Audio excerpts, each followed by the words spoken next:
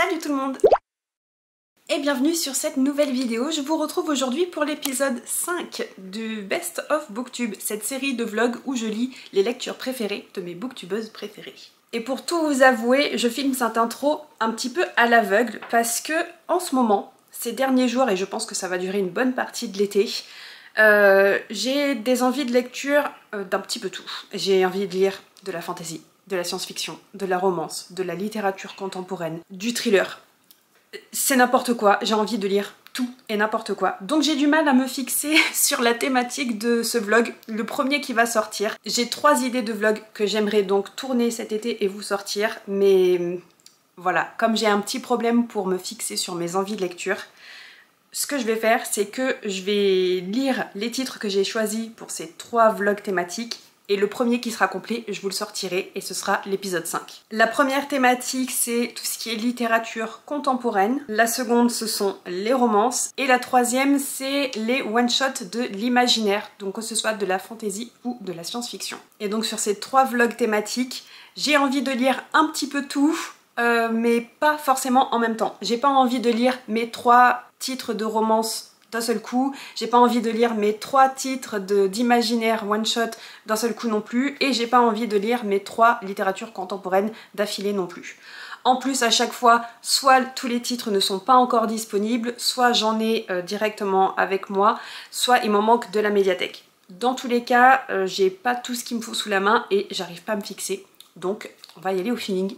Cette courte intro sera donc commune à ces 3 vlogs thématiques et je vais désormais vous présenter les 3 titres que je vais lire dans ce vlog. J'ai l'impression d'être un peu dans le métaverse parce que du coup je vais vous filmer 3 versions d'intro différentes. Donc re-bienvenue dans ce vlog, peut-être numéro 5, peut-être numéro 6, peut-être numéro 7. Et ici je vais donc lire les 3 titres de littérature contemporaine que j'ai choisis pour ce vlog. Sur les 3 titres que j'ai choisis, j'en ai un dans ma pile à lire depuis le mois de janvier et les 2 autres seront des emprunts à la médiathèque. J'ai déjà fait mes réservations mais ils sont pas encore disponibles pour le retrait, donc j'espère que ça va pas trop tarder. En premier lieu, il y a donc The Wedding People de Alison Espach et c'est une des lectures préférées de Emily de la chaîne Books with Emily Fox et aussi de Mamaki de la chaîne Sous le ciel. Un roman qui n'existe pour le moment qu'en anglais, donc je vais le lire en VO et comme je vous le disais, c'est celui qui est dans ma pile à lire depuis le mois de janvier. Il est grand temps que je le sorte de ma pile à lire. En plus, au moment où je vous tourne cette intro, on est en juin. Il fait un temps magnifique, il fait très chaud, mais c'est pas encore caniculaire. J'ai envie de passer mon temps à la piscine. La couverture fait très piscine, très estivale, donc forcément j'ai envie de le sortir maintenant de ma pile à lire. Je sais juste qu'évidemment ça se passe durant un mariage. Il me semble qu'on va suivre notre personnage principal qui a réservé dans un hôtel qui est censé être privatisé pour un mariage. Mais notre perso principal, elle est là pour parce qu'elle en a marre de sa vie. Et évidemment, la mariée n'est pas du tout de cet avis. Apparemment c'est drôle et j'imagine que ça aborde des thèmes quand même assez importants, notamment peut-être la dépression. Donc j'ai assez hâte de voir ça. Le deuxième titre que j'ai choisi de lire dans cette vidéo, c'est là aussi une lecture préférée d'Emily de la chaîne Books with Emily Fox et depuis qu'elle en parle, elle me donne trop envie de découvrir ce titre. C'est 10 minutes 38 secondes dans ce monde étrange et c'est écrit par Elif Shakaf si je ne me trompe pas. Je n'ai pas ma copie puisqu'il est à la médiathèque et c'est aussi le cas du dernier titre de ce vlog, c'est Mauvais Oeil, écrit par Etta Frum et celui-ci c'était l'une des lectures préférées de Jenani de la chaîne This Story Ain't Over. J'espère que je vais plutôt bien m'en sortir pour ce vlog. On a un titre en anglais mais qui me tente beaucoup et 2 autres titres en français qui me tentent beaucoup aussi et qui sont franchement assez différents. Je croise les doigts pour que ces lectures soient quand même très intéressantes, qu'elles me plaisent. Je vise pas forcément le coup de cœur, je vise pas forcément le 5 étoiles comme on dit. Tant que je passe un bon moment, c'est le principal. Dans tous les cas, je vous retrouve un petit peu plus tard quand j'aurai commencé cette lecture. Peut-être même quand j'aurai atteint les 50%.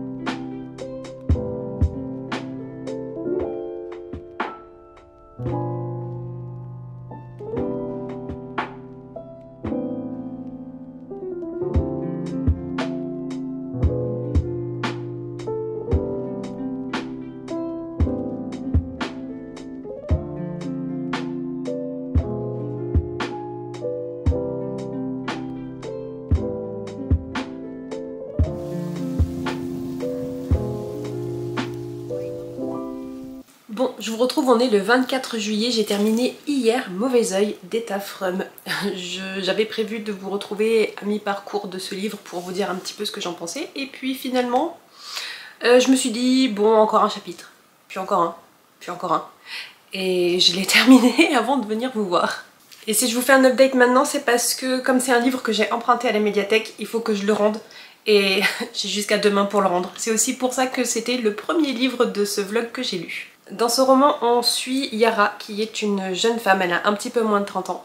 Elle est mère de famille, elle est mariée, elle travaille à mi-temps dans une université et surtout, elle est d'origine palestinienne. Je dis surtout parce que ça a son importance dans son roman qui va traiter de trauma intergénérationnel. Mais il va aussi parler de la façon dont les traditions culturelles peuvent impacter la vie de chaque individu. C'est un roman qui est assez intéressant à lire, j'allais dire aussi assez dur. Oui et non, parce que en tant que femme, on est quand même toujours plus ou moins confronté à ce genre de situation, même si dans le cas de Yara, c'est encore plus exacerbé de par son histoire familiale et de son histoire culturelle. Mais c'était hyper intéressant de voir à quel point le patriarcat, finalement, peu importe la culture dans laquelle on est issu, est omniprésent et conditionne nos vies, qu'on soit homme ou femme. C'est un roman que j'ai bien aimé lire. C'est pas un coup de cœur, c'est pas une mauvaise lecture non plus. Je dirais que c'est une bonne lecture. Et si je devais lui donner une note en étoiles, je dirais que c'est un 3,5 ou un 4. Pas forcément représentatif d'une très chouette lecture que je recommanderais à tout va, mais une lecture très intéressante quand même. Et j'avoue que je me suis très rapidement attachée à Yara, à son histoire. Je m'en suis rendu compte peut-être au bout de 50 pages, alors que le roman en fait 400. Il est très facile de s'attacher à elle, au personnage, aux relations qu'elle noue et notamment à la relation qu'elle crée avec un autre personnage. Je vous en dirai pas plus parce que c'est quand même intéressant à découvrir à la lecture et pas forcément se faire spoiler ou le découvrir avant. Et d'ailleurs par rapport à cette relation, j'avais eu un petit peu peur qu'on parte dans le stéréotype, mais finalement pas du tout et j'ai carrément apprécié ça. Je pense que je lirai quand même l'autre titre de l'autrice un de ces jours. Pas tout de suite, très certainement pas en 2025 vu tout ce que j'ai envie de lire. Mais elle a aussi sorti avant celui-ci un roman qui s'intitule Le silence d'Isra.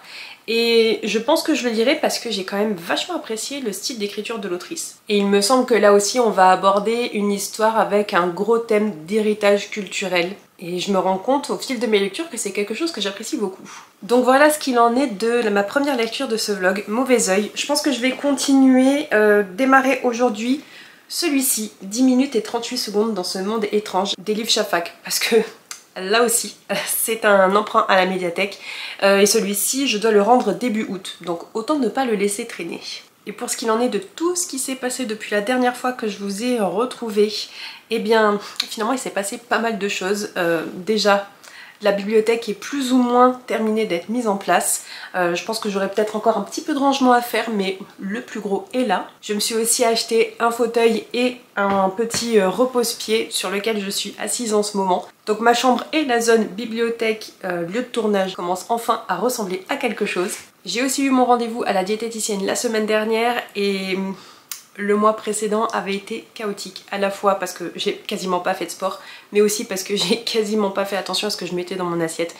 Donc je pensais que ça allait être un carnage niveau résultat et finalement je suis plutôt contente parce que j'ai bien réussi à limiter la casse finalement. J'ai pas pris de poids, j'en ai pas perdu non plus. J'ai pas pris de muscles mais j'en ai pas perdu non plus. J'ai pas pris de gras non plus. Bref, ça c'est resté hyper stable. Et donc là je me relance dans un nouveau mois et demi où là je vais faire vraiment attention. Je vais vraiment suivre les recommandations de la diététicienne, me remettre au sport. Et ça devrait aller beaucoup mieux au niveau des résultats pour fin août finalement. Sinon je continue de découvrir ma collection Ruby. D'ailleurs ça me fait rire parce qu'il y a quelqu'un dans les commentaires de la vidéo précédente qui m'a dit Ruby is the new Martine. Et c'est exactement ça. Il y avait les collections Martine avec Martine va à la plage, Martine fait ci, Martine fait ça. Moi j'ai pareil avec Ruby et je m'éclate. Et sachez que du coup hier Ruby a rencontré son cousin Atlas parce que ma sœur a adopté un chien la semaine dernière et donc elle nous l'a fait rencontrer hier, elle est venue avec lui, c'est un bébé beagle, il a un peu moins de 3 mois, il est tout chou, il est un peu foufou aussi, c'est normal, c'est un chiot, il est en train d'apprendre un petit peu sa vie de chien, sa vie sociale, sa vie avec ses maîtres. Et j'appréhendais un petit peu la rencontre avec Ruby parce que Ruby niveau sociabilité avec les autres chiens c'est pas ça du tout. Autant elle adore les humains, mais avec les chiens c'est pas terrible. Donc j'avais un petit peu peur et j'avais surtout peur que Ruby la grosse brute soit presque méchante avec ce bébé chien finalement. Et alors au début elle lui a pas mal grogné, elle lui a bien fait comprendre tout de suite que c'était elle la chef. Et Atlas, ce petit beagle tout mignon, a été adorable avec elle. Au début au moins, après il a pris la confiance. Mais au début il lui faisait plein de bisous et elle ne faisait que grogner. Et puis après ils sont devenus les meilleurs amis du monde parce qu'on s'est très vite rendu compte, et eux aussi, qu'ils ont une passion absolue pour les morceaux de bois et les racines. Donc c'était assez drôle de voir ça parce que d'un côté on avait Ruby, ce gros monstre comme ça, et le petit Atlas à côté, tout choupi, tout mignon, qui attaquaient leurs morceaux de bois respectifs. C'était très mignon. Mais surtout je suis aussi très contente parce que j'ai découvert un aspect du caractère de Ruby que je ne connaissais pas et que j'aurais pas été amenée à découvrir si ma soeur n'avait pas eu un bébé chien.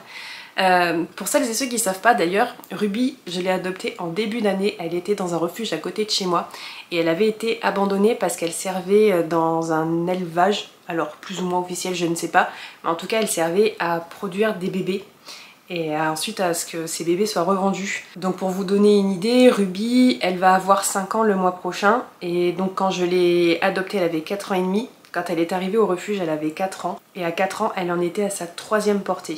Je sais pas si vous vous rendez compte, mais en année chien, c'est énorme. Et au cours de sa 3e grossesse, finalement, Ruby a été abandonnée dans ce refuge donc auquel je suis allée. Tout ça pour dire qu'elle a l'habitude d'être maman. Et le monsieur du refuge l'avait précisé, c'était une très bonne maman. Elle sait très bien s'occuper de ses petits. Mais moi je l'avais jamais vue parce que Ruby, quand je l'ai rencontrée, ça faisait un moment que ses petits étaient déjà partis. Et si je vous dis tout ça, c'est parce que hier j'ai découvert Ruby maman, qui s'amuse avec le bébé chien, avec le bébé beagle, mais qui le cadre aussi et qui l'éduque. Et c'était assez impressionnant à voir parce que finalement ils se connaissent pas, c'était la première fois qu'ils se rencontraient. Et au bout de quelques minutes déjà, elle le cadrait et c'était très beau à voir. Ça m'a fait très plaisir. Très plaisir de voir ma chienne s'amuser avec un chien et éduquer un bébé chien. Je suis trop contente. J'adore cette chienne, elle est incroyable. Vous avez pas fini de voir Ruby dans les vidéos. Enfin bref, je crois que je vous ai dit tout ce que je voulais vous dire. On a fait le petit update sur la première lecture de ce vlog. Je vous ai parlé de Ruby, je vous ai parlé de la diététicienne, je vous ai parlé de ma bibliothèque et ma mise en place. Je suis toujours plus ou moins dans les cartons dans ma petite maison, mais ça commence à prendre forme et je suis contente. Et là j'ai quelques jours de repos, vacances, donc je vais pouvoir lire. Je suis trop contente que je vais pouvoir vraiment avancer dans mes lectures, me poser et lire, parce que même si j'ai 2 jours de repos consécutifs, j'ai l'impression de ne pas avancer dans mes lectures. Je suis frustrée parce que j'ai trop envie de lire et j'ai juste pas forcément le temps. Et quand j'ai le temps, je suis complètement épuisée. Donc là, j'ai pas d'excuses, enfin presque. J'ai quand même des choses à faire, mais j'ai envie de m'arrêter et de lire. Donc, on va continuer ce vlog avec cette lecture-là. Et moi, je vous retrouve, j'espère, à mi-parcours de cette lecture. On verra bien.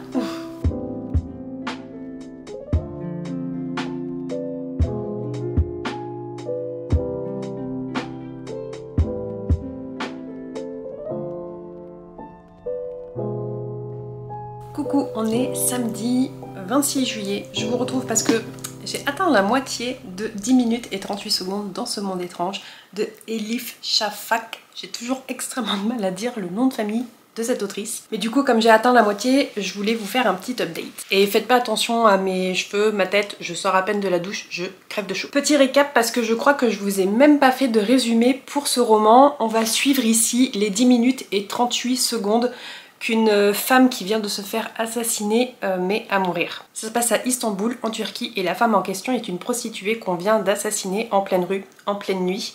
Son cœur vient de lâcher, mais son cerveau met 10 minutes et 38 secondes à s'arrêter. Et sur une grosse partie du roman, je dirais un petit peu plus de la moitié, parce que là je suis à la moitié et je suis encore dans la première partie. Donc dans cette première partie, on va suivre ces fameuses 10 minutes et 38 secondes pendant lesquelles elle va revivre certains de ses souvenirs. Et donc au travers de ces 10 minutes et 38 secondes, on va retracer sa vie depuis sa plus tendre enfance, sa naissance, jusqu'à, j'imagine, le point de non-retour. C'est franchement très bien écrit, c'est prenant. Par contre, beaucoup de trigger warning parce que déjà on suit la vie d'une prostituée et comme on retrace toute sa vie, on va aussi forcément découvrir comment elle en est arrivée là. Et je peux déjà vous dire qu'au travers de cette première partie, on dénonce les dérives de la religion, du patriarcat, mais aussi malheureusement, donc comme je vous disais, gros trigger warning, puisque Layla, notre personnage principal, entre autres, va subir, disons, des relations non consenties avec un adulte de sa famille lorsqu'elle était enfant. C'est par moments hyper dur à lire, au point que, à certains passages, je me sentais juste vraiment genre creuse à l'intérieur. Vous savez, ce gros trou quand vous vivez ou que vous prenez connaissance d'un événement qui est hyper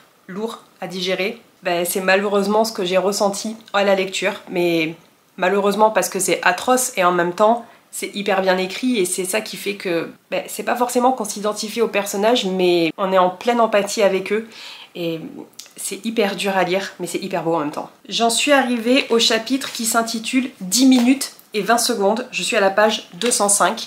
La majorité des chapitres jusqu'à présent sont intitulés par rapport à la durée que Layla met à mourir. Par exemple, le premier chapitre c'est 1 minute, ensuite on passe à 2 minutes, 3 minutes, etc. etc. Et là on s'approche de la fin puisque je suis à 10 minutes et 20 secondes. Et à chaque début de ces chapitres-là, parce qu'il y en a certains qui s'intitulent pas comme ça, où on retrace la vie d'autres personnages, mais bon, pour cela, à chaque fois, on a la description d'une certaine odeur ou d'une texture dont Layla se rappelle et qui lui rappelle ensuite un certain souvenir qu'on va creuser dans le chapitre. Donc là, par exemple, 10 minutes et 20 secondes, je découvre avec vous. On nous dit qu'au cours des dernières secondes avant que son cerveau ne s'éteignît complètement, Layla se rappela un gâteau de mariage à 3 étages, tout blanc, avec un glaçage crémeux. Et je crois qu'à chaque fois, ou très souvent, c'est surtout des goûts et des odeurs dont elle se rappelle et qui lui déclenchent certains souvenirs. Je trouve ça hyper poétique, presque, vraiment très beau, parce que c'est aussi comme ça qu'on fonctionne finalement, de sentir des odeurs ou de regoûter certaines saveurs qui nous déclenchent des souvenirs qu'on avait enfouis au fond de nous. Et voilà, je trouve ça très très beau. Et sur ce, je vais continuer ma lecture parce que je me suis juste interrompue pour venir vous parler, faire un point à mi-parcours. Je vais continuer ce roman et je vous retrouve quand je l'ai terminé.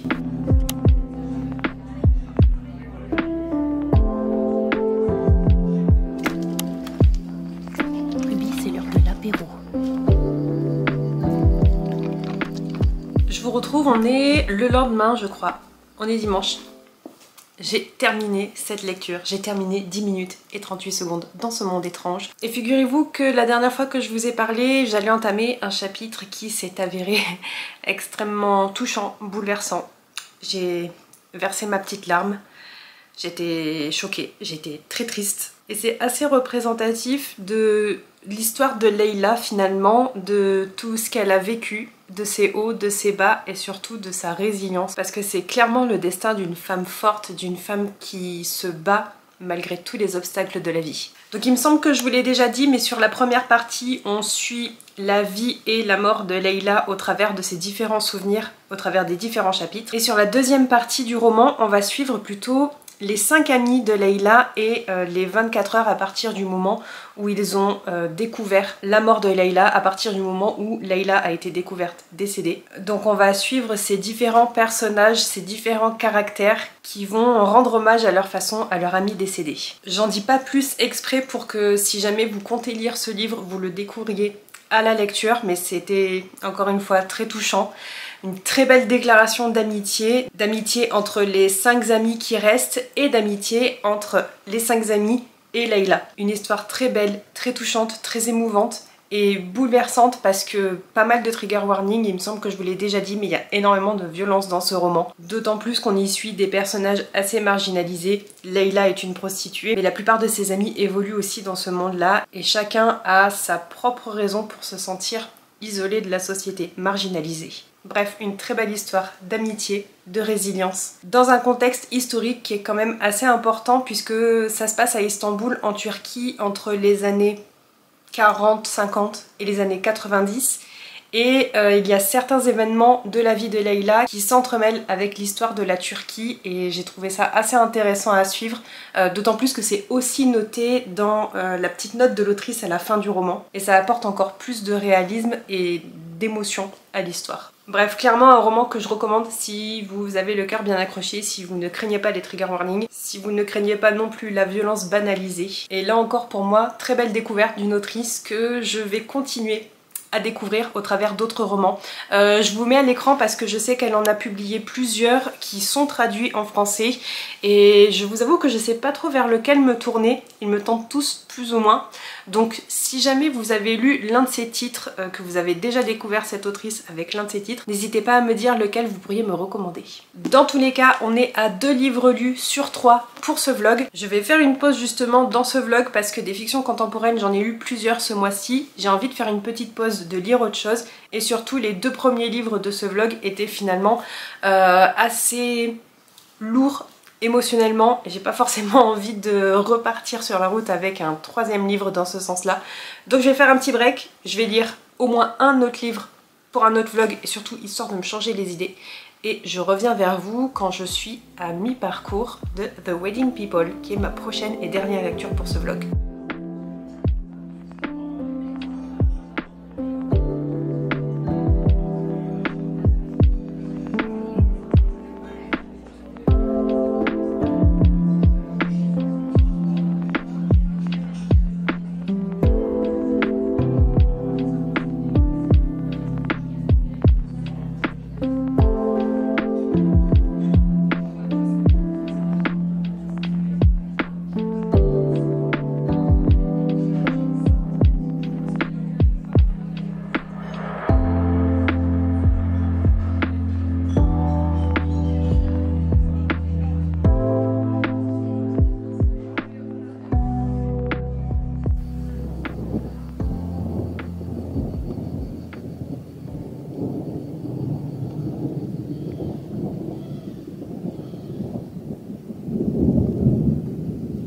Je crois que la dernière fois je vous ai dit oui, je vous retrouve bientôt quand j'arrive à la moitié de The Wedding People et on s'en reparle.